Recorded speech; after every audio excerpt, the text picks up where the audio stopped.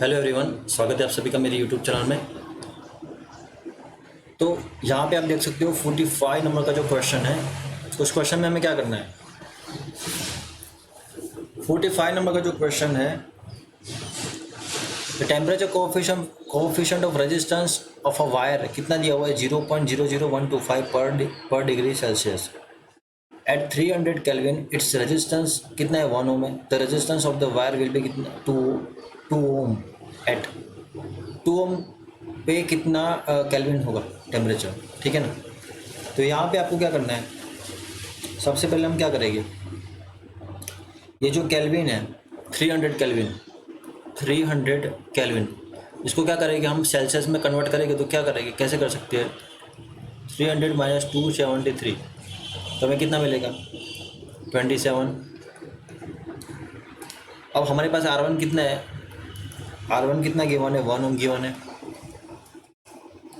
चलिए, और 2 ओम R2, तो 2 ओम में कितना होगा, means R2 is equal to कितना है, 2 ओम में कितना टेम्परेचर होगा, ऐसा पूछ रहा हूँ।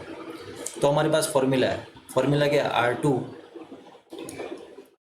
R2 is equal to R1 bracket 1 plus alpha T minus 27।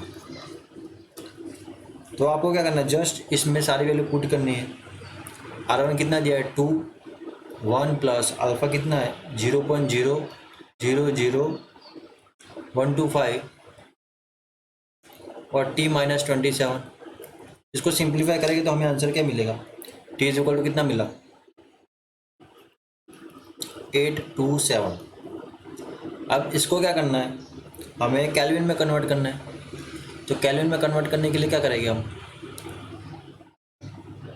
तो हमें पता ही होगा कि 227 प्लस 273, तो यहाँ पे हमारा आंसर क्या मिलेगा, 1100 केल्विन।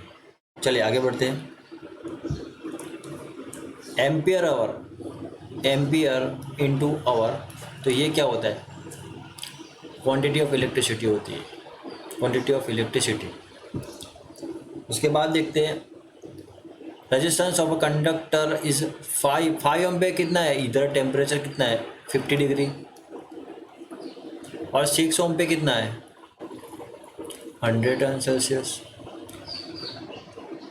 तो यहाँ पे आप देख सकते हो कि 0 डिग्री सेल्सियस में यहाँ पे कितना होगा, 4 हम लिख सकते हैं। देखो 4, 5, 6, यहाँ पे 50 क्या हो रहा है, ऐड हो रहा है।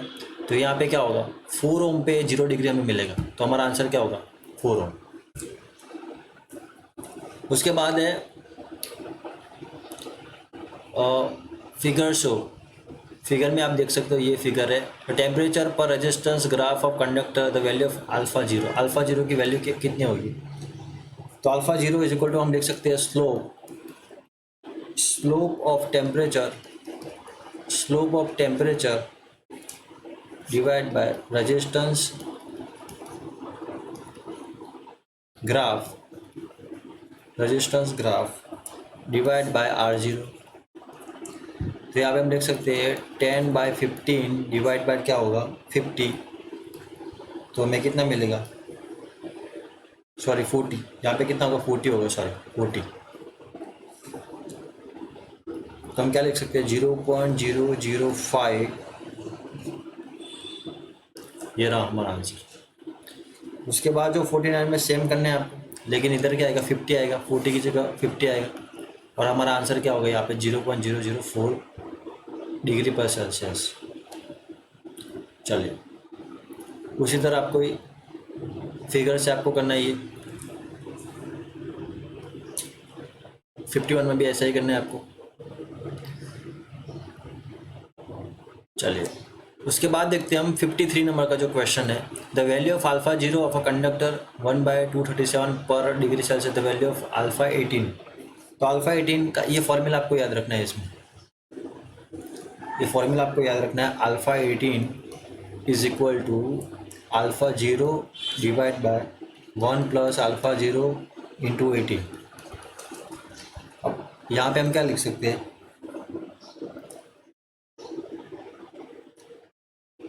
1 बाय अल्फा जीरो प्लस 18,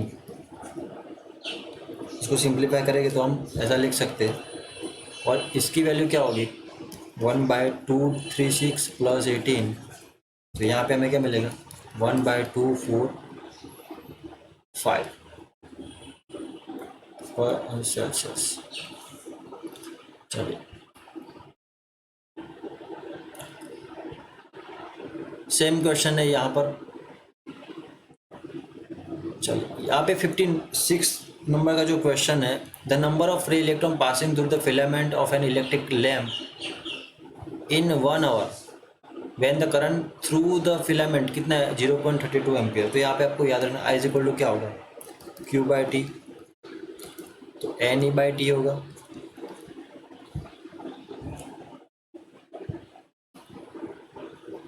और N इज इक्वल टू क्या होगा, N इज इक्वल टू हम लिख सकते हैं IT/E। इसमें सारी वैल्यू पुट करनी है आपको, 0.32 multiply by 3600 divide by 1.6 × 10⁻19 coulomb. तो हमारा आंसर क्या होगा 7.2 होगा। क्या होगा 7.2। Which of the following substance the resistance decrease with increase in temperature. तो कार्बन में होगा ऐसा। और wire having very high value of conductance is said to a very good conductor, उसको अच्छा कंडक्टर बोल सकते हैं। Electric heater mark 200 watt 200 volt the resistance of the coil. तो रेजिस्टेंस ऑफ द कॉइल क्या होगी,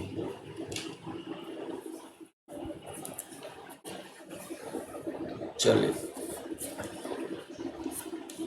तो आपको ये फॉर्मूला याद रखना है, P is equal to V²/R, और R इज इक्वल टू क्या लिख सकते हैं हम V²/P। ये फॉर्मूला आपको याद रखना है। तो क्या होगा यहाँ पे 200, इसको इरेज कर देता हूँ,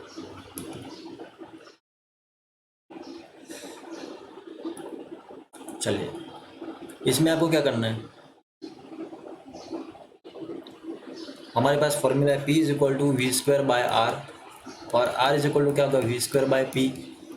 तो V क्या है इधर 200 मल्टीप्लाई बाय 200, और P कितना है 0 0 कट, यहाँ पे ये 0 कट हो जाएगा, ठीक है ना। तो कितना मिलेगा हमें, ये कितना हो जाएगा 18 हो जाएगा, सॉरी ये 14 हो जाएगा 14/2।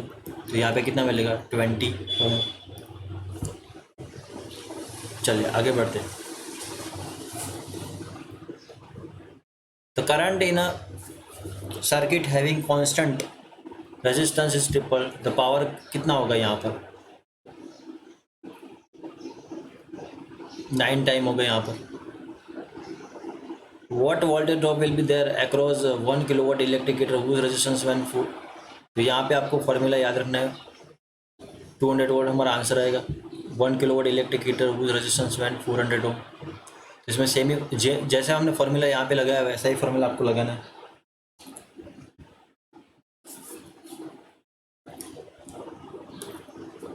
Suppose P is equal to क्या होगा V²/R, तो V इज इक्वल टू क्या लिख सकते हैं हम PR, लेकिन यहाँ पे V² है, V इज इक्वल टू क्या होगा √PR। तो यहाँ पे 1000 मल्टीप्लाई बाय 400, तो यहाँ पे क्या होगा 200 volt.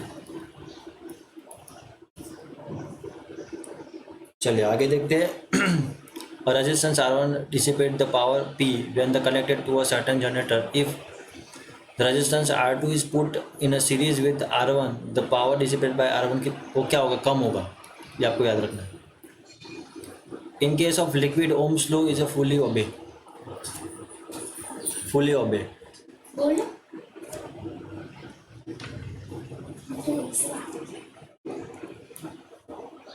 Two electric bulbs rated for the same voltage have a power 200 watt, 100 watt.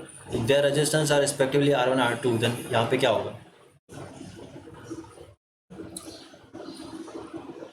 तो आपको याद रखना है R1 इज इक्वल टू क्या होगा, वी स्क्वायर बाय 200, और R2 इज इक्वल टू क्या होगा, वी स्क्वायर बाय 100।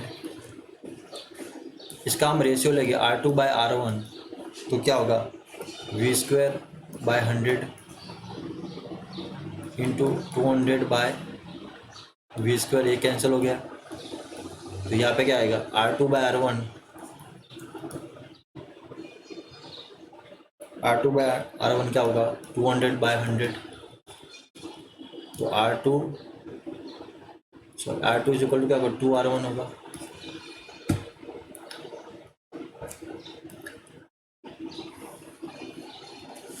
चलिए नेक्स्ट क्वेश्चन हम नेक्स्ट लेक्चर में डिस्कस करेंगे। Thank you for watching this video.